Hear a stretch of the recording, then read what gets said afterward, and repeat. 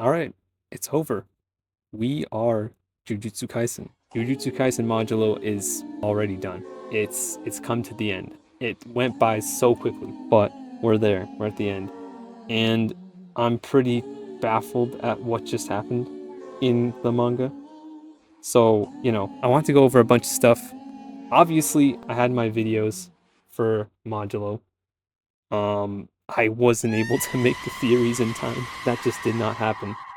So all I can really do is just talk in retrospect. I just want to preface this first by saying that I actually didn't mind this latest chapter. I thought it was okay. That was pretty good. It's definitely a step above the ending or the lead up to the ending of the original series.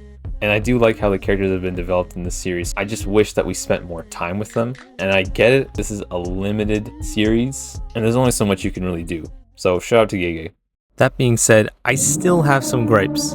For starters, the energy plotline did get touched upon. Did not get fulfilled though. Because now, even by Yuji's words, we're just dropping it. Screw whatever innovations were made in the past 70 years.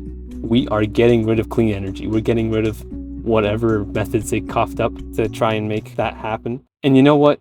I gotta give kudos to Gege. He was tying up a lot of loose ends here. He was talking about cursed energy potentially being another energy source, and he was talking about that in the original. He just never got to actually follow through with it, but he did with this one. And he was giving people backstories, which is something that he didn't really do too much or too well in the original series. Shout out to Gege. That's pretty bold of you to do after that weird Talk No Jutsu ending from the last series. But I don't think Gege knows how to write endings, man. There's just themes, just throws it into the mix, and then hype moments in order, that's it. But like his writing, there's good sauce in that writing.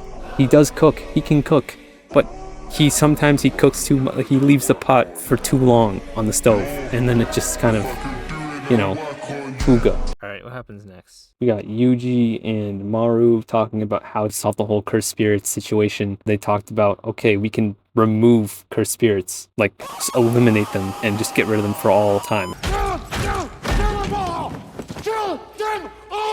Remove the possibility of people becoming sorcerers as well, because there's not going to be a need for that.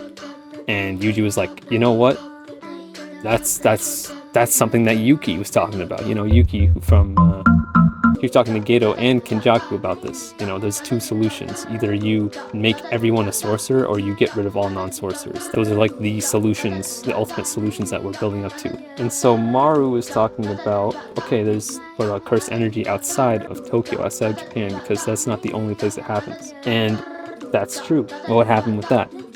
And it just feels like Gege was like, let's just use Maru's curse technique, this harmony thing, which is a very abstract thing, by the way. Like it doesn't have one aspect. There's just a bunch of different things that they just kind of put under one umbrella. You can like sleepwalk, you can do this, you can do that. What? It's just very abstract. But then they talk about, okay, like what about the Kallians? What about, and then they just drop this. They decide, okay, let's stop the Dabra and Maharaga fight. Let's just put a pause, put a pin in that, and say, yo, we got something. And then he's like, yeah, I'm cool with it. Even though there was the whole thing of once you start the fight, once you start a duel, you can't really interrupt it, you can't stop it. But he's like, you know what? Yeah, that makes sense. And he decides, he gets the black rope. I thought that was destroyed from wherever Miguel is from. So like, what? Seriously? This is all happening in far too little time. Like, this is all getting resolved, and it just doesn't make... And then, magically, everyone who was injured, Ross, Yuka, Tsurugi, they're all just magically better. Link arms with Maru, and they're like, guess what, Maru? We're in this together. Looks like the Jujutsu was really the Kaisens we made along the way. That's basically it. That's the ending. We've been building up to this for... Okay, to be fair, we've only been building up to this for like 5 months, but like, still. It feels like so much potential. Just gone, just like that. It just... What's going on, Gege? I think the biggest flaw of this series is that we didn't spend as much time with Yuka and Tsurugi as we should have. We didn't spend as much time with Cross as I would have liked. I would have liked to see the twin dynamic between him and Maru. I would have liked to see more resolution between Yuka and Tsurugi. I mean, it is what it is. I think Gege, if he's gonna make another series, then he just needs someone else to write the ending. He just needs to say, okay, these are my end goals, and he needs to go to like a team of writers, his like whatever trusted writers he has, and be like, okay, this is my end goal. I want these people to be alive, these people to go away, and I want this as the outcome. Or, I don't know, maybe spend another volume kind of wrapping, like, I get it, you don't want them to fight anymore. That's great. Can you at least wrap up the fight in another chapter and then spend another couple chapters with the aftermath? This is kind of just out of nowhere. Jenna, I'll see you again. I understand it now. But, I mean, I will say, there are definitely some gems here that make this more than a decent ending. For starters, after Yuka and Tsurugi's mom finishes chewing them out, she actually tells the siblings how proud she is and how giving birth to them was the greatest honor of her life. This is a very interesting panel because this is a direct contrasting parallel to the Zenin clan.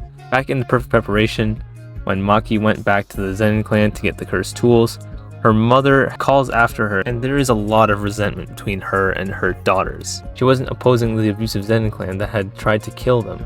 Despite all that, she tells Maki to make her proud that she gave birth to her. And by the end, despite having perished at her own daughter's hands, she does remark how proud she is of her children. But the difference between that and the Akosu's mother is that it didn't take a whole family massacre for her to decide that she was proud of her children.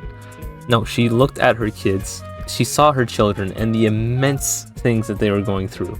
Yuka's cancer diagnosis, her fighting a literal alien, Tsurugi getting his heavenly restriction and dealing with getting a near-death experience of his own. They've been through a lot, and this isn't the first time that Jujutsu sorcerer teenagers have been through a lot. I guess history kind of repeats itself. But this panel was a kind of welcoming retread of the original Zenin clan chapter. Clan dynamics have kind of changed. Families have changed in Jujutsu Kaisen. Hopefully for the better. The next thing is when Nobara shows up and gets a little reunion with Yuji. Now this is obviously very bittersweet because Nobara and Megumi and Todo and everyone, they all age normally. This is taking place nearly 70 years after the original series. But Yuji, because of his death womb painting physiology, so he has to deal with people dying. Like, obviously the kicker from all this is that Megumi is no longer with us, which is fine. It makes sense because it's, you know, he would have been 85 or something like that, but we never got to see any continuation for Megumi, which is, you know, kind of sucks, but at least Todo's alive. We never got to see any appearance of Todo either. Gege? Anything? But it's kind of nice that Nobara is still around, and she still got that spark, that sense of humor. So it's kind of comforting, but it's kind of bittersweet though. Specifically in their conversation where Panda shows up. I mean, look at him. He's a panda. You're a panda. Yuji remembers what his grandfather told him, which was to help people. And that is something that obviously Nobara knows about, but it's something that he feels that he's lost track of, to live the rest of his life by that code, to help other people. And when he does eventually go out, hopefully it'll be the way he wanted to. But also, it's really funny that he mentions this. He says that he can become a cursed object. So, in the future, if anyone ever needs it, they can just eat a Yuji finger and then Gege can have an excuse to make Jujutsu Kaisen.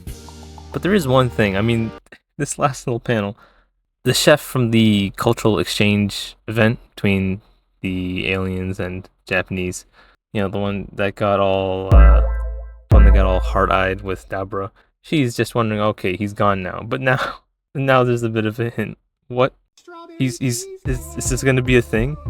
But it's a better ending than the original Jujutsu Kaisen. It's not as abrupt, I would say. It's more focused, and I guess the benefit of Gege limiting the series to a certain number of chapters and volumes is that from the start, he can just pace it a bit better. He knows how long it's going to be, so he can temper the expectations, the arcs, outcomes a bit better. I don't think that was really possible with the original Jujutsu Kaisen. I think this is definitely more of like an apology to how rushed that series was. And so they decide, okay, let's give you something else to marinate with. But yeah, that's basically it. I mean, this is Jujutsu Kaisen. It's Pete. But yeah, let me know what you think about this ending, about the resolution of Modulo, and if your dreams came true. If they didn't, then that's too bad. But yeah, that's it from me. Take care. We are Modulo.